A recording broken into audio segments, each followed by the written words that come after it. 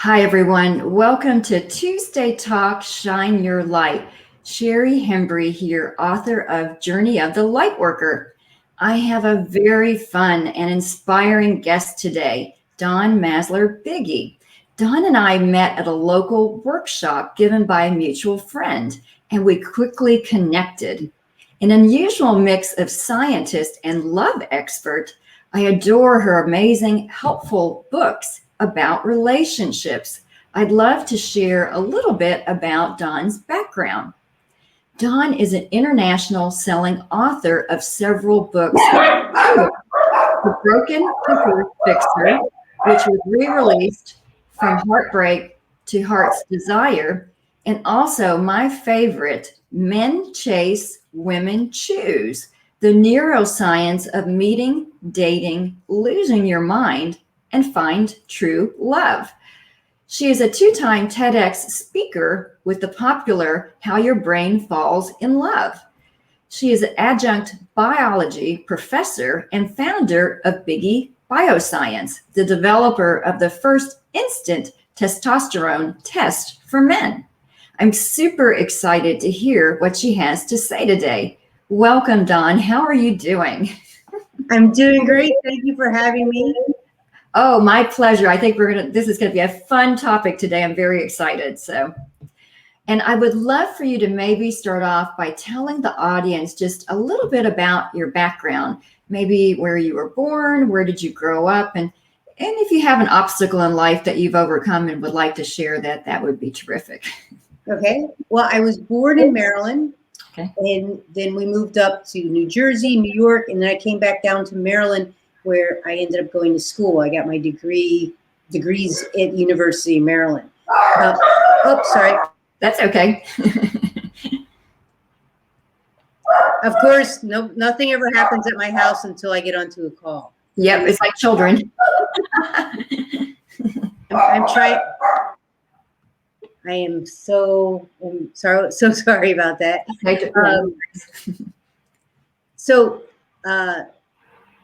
The adversity that I had was that I was born with a broken picker. I've learned since that I come by it naturally. It's like runs in my family. I think there's a genetic broken picker gene. Okay. And that was my struggle, was with relationships. That's why I ended up studying relationship books. But because I was a biologist, I wanted to understand it from a scientific point of view. And that's where Men Chase, Women Choose came from. Oh, very cool. And I love the fact that you're combining kind of psychology and science. I love the intersection of those two things. And I think you say that love has 4 stages, if I remember correctly. Can you kind of explain that a little bit? Yeah, it's a little misnomer because I say love has 4 stages, but the first stage is not really love at all. It's just attraction. But we have to get past the attraction to get to love. So the first stage is attraction. The second stage is getting to know someone and building up the neurotransmitters to fall in love. Mm-hmm. And it's actually a biochemical reaction. And the third stage is falling in love. And we can actually see there's a falling of neurotransmitters and a deactivation of parts of the brain. So that's the third phase, is getting up to that point.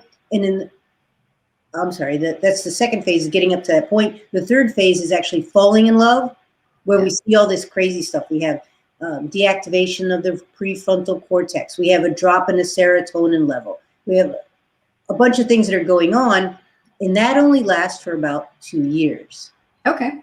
So that's one of the main points, is that feeling that we get, that like kind of euphoric feeling, will go away.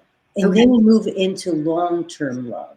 Okay. So we see a change from the crazy stuff in the brain in the middle right here, and then we see more in the back near the opioid receptors. So long-term love is more of a wholesome, it's actually pain relieving, mellow. It's not the crazy stuff like falling in love is. Interesting, because I think we've all definitely had those relationships where it's kind of based on chemistry. We get that first stage that you're talking about. We're excited and, everything seems to be going well. And then we may or may not get to the falling in love piece. And then sometimes we think we're falling in love, but we never get to the long-term piece where we feel like so comfortable with that person. I think that we always know they're there and there's no doubt or fears, yeah, it's kind of tough to get through all of those stages to really arrive to that, I think, soulmate that so many of us are desiring. So we get through the first couple of stages and realize maybe it's not the right person, perhaps. Right. And you don't have to go through all four. There's people, it's more of a Western concept of falling in love. Yeah. There's people that in arranged marriages or they just make the decision and they go straight to long-term love. They never go through the other stages. Okay. Yeah, it seems like, though, if you don't go through the stages, you miss some important bonding aspects, I would think, especially with the way you were describing the brain and the chemistry, but perhaps not. Maybe it arrives to the same destination, I suppose. So. Yeah, not necessarily. Oops. Sometimes the falling in love part can create problems. Okay. I'm apologizing. My bug guy came right when we started. Yeah, no worries. You also talk a little bit about like how long does falling in love last? So let's say we're getting to that stage, or like, how would you answer that question? How long does falling in love last? Well, that falling in love part, that where you're crazy, that lasts for about 2 years. Okay, got it. Before we get there, that can be anywhere between, a couple weeks or a couple months. And Okay. It really has a lot to do with the timing of sex. So I did a talk on how your brain falls in love at Boca TEDx. Yes. And when you have sex, the weird part is women tend to fall in love quicker. And then sometimes men won't fall in love. Right. If they have sex too soon. Yes, I definitely agree with that. I do think women view that very differently than men. And if women don't understand how a man looks at that, they can kind of have a misstep and get into something too quickly. And they think they're bonding with the person that they are interested in, and they're not really bonding with them. Well, they actually are bonding. She can fall in love. Yeah. The chemistry occurs where she falls in love. Parts of her brain deactivate. Now she's in a position where she's actually kind of more vulnerable because she's bonded to him. He's not bonded to her. So he calls up and he's like, come on over. And she's like, it's 11 o'clock at night. I know I shouldn't be doing this. And then she gets in the car and goes over, it's that kind of thing. And then she starts getting obsessed because the serotonin level drops to someone with OCD. We're supposed to be obsessed when we fall in love, which is great when you're both obsessed. Right. But when only one is and the other isn't, that causes trouble. Yes, that does sound definitely, I can see that issue for sure. And I think I've also found that often you need to go on enough dates with someone, like I think, at least 5, if not 10, 15. I mean, there's no magical number, but you really want to get to know that person as best as you can through that process and really develop, I think, a friendship, because I've kind of learned not to jump into relationships too quickly because I want them to last. And I personally feel like sometimes if I'm dating my best friend or potentially my best friend, that's really going to make for an interesting relationship. Doesn't mean that things may not work out, they may not move forward, but it's a little bit of an approach that I take. Does that make any sense, or does that just... It makes perfect sense. Okay, I didn't know if anyone else. Okay. So attraction is based on the 5 senses. So your smell, your hearing, your eyes, of course, and men place more importance on eyes. They have 25% more neurotransmitter in the visual cortex than women. So that's why they place so much value on the visual.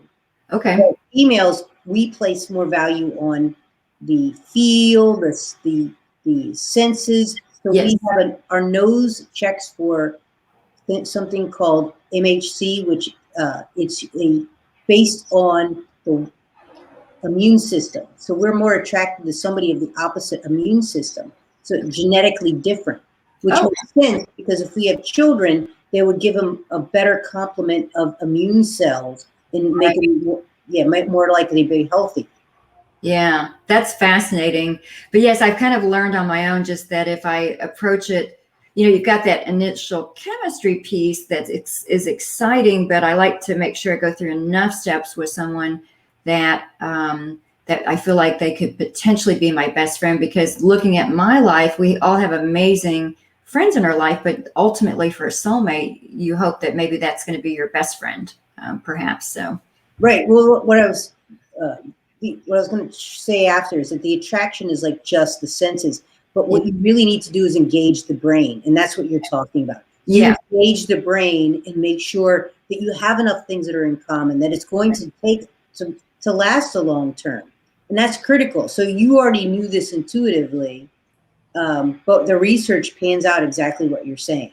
Is that that's really good to hear, because I definitely look as well for common interests, because I feel, again, from my personal experience, if I find someone that I have a lot of common interests with, it's not that we have to do everything together by any stretch of the imagination, and there's never going to be like this perfect fit. You want some time obviously to yourself, but at least it lends itself that towards the idea that we'd have a lot of things that we could do together that we would share, and so that's I can appreciate that. Right. And you want to make sure that they're going to match up into the life that you want. For example, I was working with a woman and she said, I met this guy and she's told me all these wonderful things about him. And I'm like, well, what's the problem? She's like, well, he's a yacht captain and he's gone 6 months of the year. Oh, yeah. And I said, is that what you want? She said, no, how can I change him? And I'm like, no, we can't go into this changing. You have to find someone that fits into your life. Exactly. Don't put the round peg in the square hole. Yes.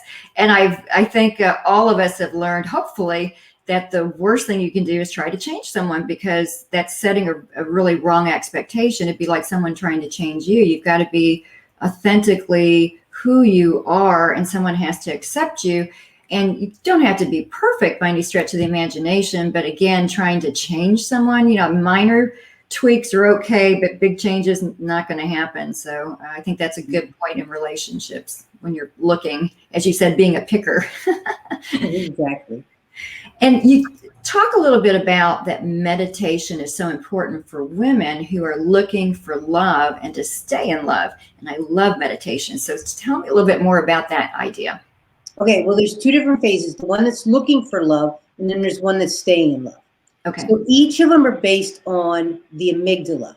There's a part of your brain, there's a little round part of your brain that basically sounds the alarm.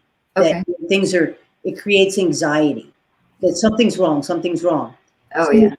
If a woman has had past trauma, and it could be parents getting a divorce, anything, that happened when they were a kid that created trauma, they tend to have a larger amygdala. Okay. So then they get worried, and as they start dating, it's a naturally set up. As we start producing a little bit more oxytocin, it will automatically sound the amygdala. Yeah. So as you start dating, you start getting anxious anyway. So if you have a bigger amygdala, you're going to get more anxious. It's going to make it harder for you to get into a relationship. You're going to want to run away. Wow. Staying in a long-term relationship, you have the same problem. After the 2 years of the decrease, your brain comes back, and then all of a sudden, all this anxiety comes back because your amygdala is so big. So you end up breaking off a relationship after about 2 years. So if you see yourself in this pattern of having relationship after relationship after relationship, then that you need to consider that it may be the amygdala. The great thing is, research shows that meditation shrinks the amygdala. Oh, awesome. So that's going to decrease. So doing meditation before you ever think about getting into a relationship is going to prepare you for it.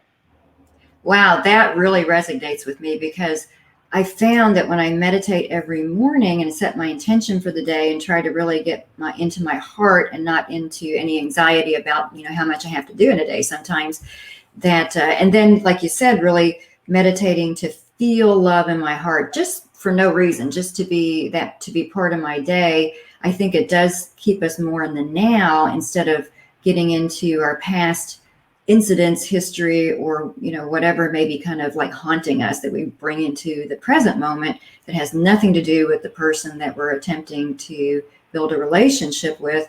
And I'm assuming from what you're talking about as well, that men do this also. It's not just women. Is that correct? They do, but men don't have the same neurotransmitters that are affecting the relationship at different times. Okay. So men are actually engaging, they're judging on a little bit different level. Okay. So oftentimes with a man, he's judging, if she's in my league or not. Okay. That's interesting. And if she is interested in me or not. Okay. Where a woman can actually just have free-floating anxiety that she's not quite sure where it's coming from, and she's kind of thinking that something's got to be wrong with the relationship. Okay. But what about, just as an example, if a man were to, what I would term like self-sabotage a relationship? Maybe it's relatively new, they get kind of fearful, and they just bail on it. Where would that come from in their... Well, that's going to be the gauging of, is she in my league or not? Okay. We don't want to be rejected. Okay. So if he's thinking she's not in his league, he's more likely to reject her. And he does, he has an amygdala too. It responds to the same type of meditation. Yes. Okay. But the judgments are just a little bit slightly different. Okay. Now, here's the cool thing. If a guy thinks you're out of his league, but you really like him, he's in. He's like, he's in for life at that point. Okay. So if we as women show someone, if we start to see maybe a little bit of a hint of that, where it looks like they're kind of pulling back a little bit, we don't really know what's going on. If we just show our interest, we can see how they respond to it. It might be, like you said, that out of our league syndrome, we'll call it. Right. Right. Show our interest, not necessarily with sex, if you haven't got to that point yet. Right. But show your interest, that you just be more loving. The spiritual concept of apply more love. Okay. Nice. I like that. And why do you say that long-term love is a practice? What do you mean by that concept? So the first couple years are free. So we know that as the serotonin drops, that obsessive kicks in. So you guys are connected. It's like this. You're just the ventral medial prefrontal cortex shuts down. That's the part of the brain that judges the other person. So you're not judging, you're connected, it's all yummy, it's wonderful. And then all of a sudden, after about 2 years, your judgment comes back, and you start noticing the way they eat, or they don't brush their teeth right, or something like that. Then that becomes, you have to focus on what is important to you, what you fell in love with, and not those little things that are bothering you. Yeah. So it becomes a practice of focusing on love. And when you do that, it takes up residency in your prefrontal cortex next to morals, ethics, brotherly love. But if you don't, and you start focusing on the negative, it retreats back, and it starts creating more anxiety. I'm just curious, and it may be more women, but versus men, but why would we start focusing on those little negative things? Like, what triggers that? The return of the ventral medial prefrontal cortex. It's actually deactivated. We can see in Braden scans that it's deactivated when you fall in love, and it returns after 2 years. So basically, what Mother Nature's doing is trying to get two people together long enough to produce a child and raise it past the danger zone. Right. Okay. And once it's done, she's kind of like, okay, guys, you're on your own. But she has supported the survival of the species. And, if you break up after that, that's okay, because you'll come together with somebody else and produce another child that lasts 2 years. So you can go through those cycles, but it's just the way it's set up. So as a biologist, we look at nature and we go, how does this work? And then we tell you. So it sounds like after 2 years, our clear vision returns, and we see things more realistically, I suppose. So right. And it's a question of how we want to treat that, and if we can let go some of those little quirks, or if there are big things that kind of bother us that we chose to ignore previously. And like you said, it's always best to create a practice of love where we try to give and be what it is that we desire in return, because it encourages the other person to do so instead of like demanding it from someone. I think Right. And it's the other spiritual axiom, I guess, is what you focus on expands. Yes. Yeah. So you keep looking at the bad stuff, you're going to keep getting more bad stuff. Look at the good stuff and make them your hero. I mean, for women, to make them the hero. Yeah. Because then he starts living up to that. Right. Yes, I think that's very true. If you focus on the negative of anything, you end up over focusing and kind of spiraling out of control. But if you can stay grounded and centered without any regard to what's going on around you, and focus more from a loving perspective and be the change that you seek, it fulfills itself, because the law of attraction takes over, and that person's either going to step up to the plate and kind of have those qualities, or someone else new will come into your life potentially. So, yeah. Well said. Thank you very much. And I have another question for you. This is kind of funny. How in the world did you get into testosterone testing? I just want to know. Well, in my research in relationships, we discovered that testosterone has an effect on relationships, and particularly, or relationships has an effect on testosterone. I said it the wrong way. Oh, awesome. Oh, I didn't know that. We learned that when a man commits, his testosterone drops. Oh. So my first thought was, I'm going to create a test and to be able to tell if a man is committed to a woman.